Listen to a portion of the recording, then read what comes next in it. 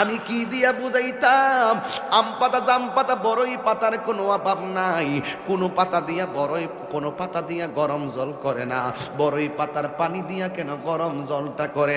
আম পাতা কি দোষ করলো? জাম পাতা কি দোষ করলো? বড়ই পাতা দিয়া কেন গরম জল করা হয়? এই কথা দিয়ে কোনো মৌলবি কয় না। লাল কাপড়, নীল কাপড়, হলুদ কাপড়, কত কাপড় দেখলাম। কবরের কাপড়টা কেন ভাইজান সাদা? এই সাদা দিয়া কেন দাফন করা হয়? এই কথা দিয়ে পৃথিবীর কোনো মৌলবি কয় না রে। এ আমার যুবক,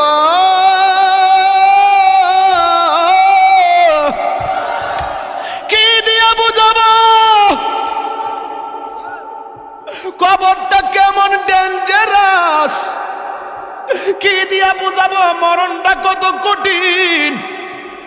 কি দিয়া বুঝাবো তাহিরের যে একটা দিন চলে যাওয়া মানে হলো আমার জীবন থেকে চিরদিনের জন্য দিনটা চলে গেছে।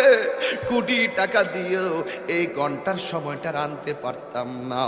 এখন আমি শ্বাস ফালাইতাছি, একটা টাকা বিল দেওয়া লাগে না। নদীর পারে হাওয়া খাই, বিল দেওয়া লাগে না। পল্লী বিদ্যুতের ফ্যান বাতাস খাইলে বিল দেওয়া লাগে। আইসিইউতে ঢুইকা গেলে দিনে 50,000 টাকা গোনা লাগে। আমার আল্লাহ যে কত নিয়ামতের বাতাস আমরা ঢুকাইতাছে, বাইরে কইরাইতাছে, একটা টাকা বিল নেই না। আল্লাহ কয় বিল লাগতো না, শুধুমাত্র তোরা 5 বার আইসা কপালটারে মাটির মধ্যে লাগাইয়া দিবি। সুবহান রাব্বিয়াল আলা বলবি। দুনিয়ার মালিকের ডিউটি 20 দিন না করলে 20 দিনের বেতন কাটা। আর আমার আল্লাহ তোরে হাজিরা দিছে দৈনিক 5 বার। 1 মাসও হাজিরা দেও না, 2 মাসও দেও না, মাঝে মাঝে সিটারি হাজিরা দাও। কিন্তু আমার আল্লাহ ইচ্ছা করলে তোমার গলার মধ্যে কাটা লাগাইয়া আমার আল্লাহ রিজিকটারে বন্ধ করে দিতে পারে। এরপরও আমার আল্লাহ রিজিক বন্ধ করো না কেন জানো নি? কারণ হলো আমার আল্লাহ কয় আমি আল্লাহ তোরে মায়া কইরা বানাইছি, মায়া লাগে। আল্লাহ ডাক দিয়ে কয় আল্লাযী খালাকাকা ফাসাওয়াকা ফাআদালাক ফি আইয়ি সূরাতিন মা শাআ রাক্কাবাক। আমার আল্লাহ তোরে সুন্দর নমুনায় বানাইছি। এই জন্য আমার আল্লাহকে খলাকতু বিয়াদাইয়া, আল্লাহ এই চেহারাটারে নিজের হাতে বানাইছে।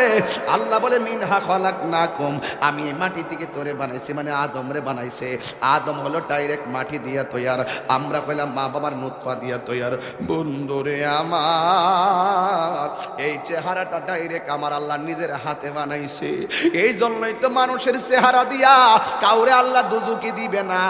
এই জায়গার মধ্যে পশু পাখির চেহারা লাগাইয়া দোজকে দিবে, কারণ এই চেহারাটা হলো আল্লাহর কুদরতি রহস্য। কথা বলেন ঠিক কিনা? মানুষ হলো আল্লাহর রহস্য। ও যুবক, এই মানুষই আল্লাহ দুনিয়ার দিকে নিব, কত বাহানা কইরা নেয়। ইমানদারের রূহটা যেই মাত্র নিয়ে যাবে, আল্লাহ একটা ফেরেশতারে ডাক দিয়ে বলবে, ফেরেশতা জান্নাত থেকে একটা সাদা কাপড় ল। একটা সাদা কাপড় লইব, সাদা কাপড় লইয়া বলবে ইমানদারের কাছে যাও। রুহুটা আজরাইলে বের করার সাথে সাথে ওই রুহুটারে তুমি কাফন দিয়ে বাইন্ডিং কইরা ফালাইবা। ও যুবক, এমন ভাবে রুহুটারে বাইন্ডিং করব, এমন ভাবে বাইন্ডিং কইরা আসমান দিকে উড়াইয়া লইয়া যাইব, দেখতেই তো বড় ভয় লাগে। এমন ভাবে বুঝি তাহিরিরে বাইন্ডিং করব, এমন ভাবে বুঝি আপনারে বাইন্ডিং করব, দেখলই তো কেমন জানে লাগে, দেখলই তো কেমন জানে লাগে। এইভাবে বুঝি আমার বাইন্ডিং করবো। আল্লাহ বলে আজরাইল, হো আজরাইল রুহুটা লো। আবার কো জান্নাতের ফেরেশতা আমার ইমানদারের রুহুটারে জান্নাতের সাদা কাপড় দিয়া বাইন্ডিং কইরা ফালাইবি। এবার ফেরেশতা এসে বাইন্ডিং করে কইরা আসমানের দিকে একটা উড়াল মারে। এবার আসমানে যায়, প্রথম আকাশের ফেরেশতা কই, ও ফেরেশতা যাওয়ার সময় দেখছি তোমার কোনো গ্রাণ নাই, কিন্তু এখন কোথায় থেকে খুশবু আসতেছে? কই এটা হইলো কথার কথা বলতেছে আর কি, যদি বাড়ি উড়ার ইমানদার হয় এমনে বলবে এটা হইলো বাড়ি উড়ার ইমানদারের রুহু লইয়া যাইতেছি। সাথে সাথে প্রথম আকাশের ফেরেশতা এই রুহুটারে সালাম দিব, এবার দ্বিতীয় আসমানে গেলে সালাম দিব, তৃতীয় আকাশে গেলেও সালাম দিব, চতুর্থ আকাশে গেলেও সালাম দিব, পঞ্চম আকাশে গেলেও সালাম দিব, ষষ্ঠ আকাশে গেলেও সালাম দিব, সপ্তম আকাশে গেলেও সালাম দিব রে বাবা। এবার যাওয়ার পরে আমার আল্লাহ ডাক দিয়া কয়, ও ফেরেশতা আর সামনে নিস না, আমি আল্লাহ ইমানদারের জন্য একটা বাড়ি বানাইছি। আর সামনে নিস না গো, আমি আল্লাহ একটা বাড়ি বানাইছি। কই বাড়িটার নাম কি? বাড়ির নাম হলো, কোরআনের ভাষায় হলো ইল্লিন।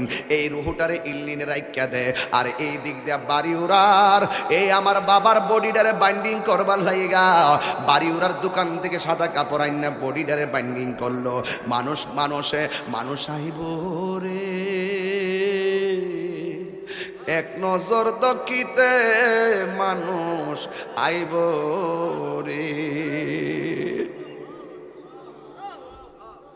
বিষয়টা দিছেন খুব কঠিন। মানুষ আইব রে, এক নজর দেখিতে মানুষ আইব রে।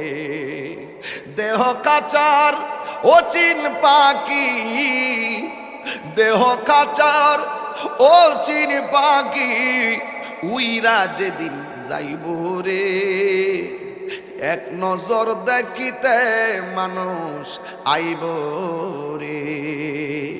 এইভাবে আপনার বডিটারে দেখবার লাগে কত মানুষ আইব। আয়া দৌড়ায় দৌড়ে আবার যাইব গা, কয় বাজার আছে, আমার কাজ আছে, কয়া কয়া দৌড়ায় দৌড়ে যাইব গা। কিসের তোর বন্ধু? ফেসবুকের বন্ধু। এই বন্ধু তোরে দেখার জন্য একটা মিনিটের জন্য আইব, আয়া কোন রকমে দেখকে আবার বন্ধু তোরে ফালাইয়া যাইব গা।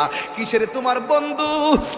কয়েকটা মিনিটের জন্য জানাজার ময়দানে যাইব, ভালো করে মাটিও দিবে না, কয়েক ক্রিকেট খেলা আছে, এই কথা বইলা বন্ধু চলে যাবে। তার মানে বোঝা গেল এই দুনিয়ার বন্ধু তোমার কবরের আপন না, যিনি কবরের আপন হবে তিনি আছে শাহে মদিনা। কথা বলেন ঠিক কিনা? হাত তুলে বলো ঠিক কিনা বলো। আমার নবী কবর আসার ক্ষমতা আছে না? না।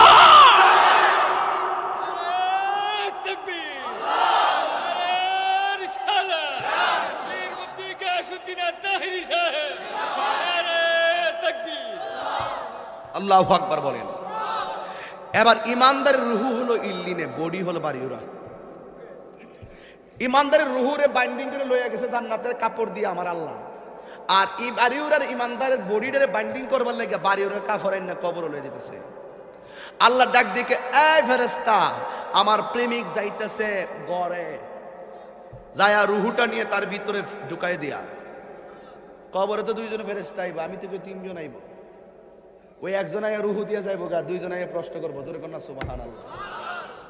সপ্তাহ কোন যাইতো না। এবার ওই কবরের ভিতরে ইমানদারের প্রশ্ন করব তিনটা। কয়টা? রসুল বলেন, মৃত্যু যেমন সুখ, মৃত্যু যেমন দুঃখ, কবরও তেমন দুঃখ, কবরও তেমন সুখ, হাসরও তেমন সুখ, হাসরও তেমন দুঃখ। দুঃখের রাস্তা, সুখের রাস্তা, আমরা চাইব কোন রাস্তা? তো সুখের রাস্তা চাইলে তো সুখের কাজ করা লাগবে। কারো কারো জীবনে দুঃখগুলি সুখ হয় না, আহমদ সে সুখের, নূর নবী সে সুখের আলোকিত আয়না। তার রঙে রঙিন হলে দুঃখগুলি আর দুঃখ রয় না সবার জীবনে। আল্লাহুম্মা সাল্লি মাওলানা মুহাম্মদ ওয়া আলা আলি সাইয়্যিদিনা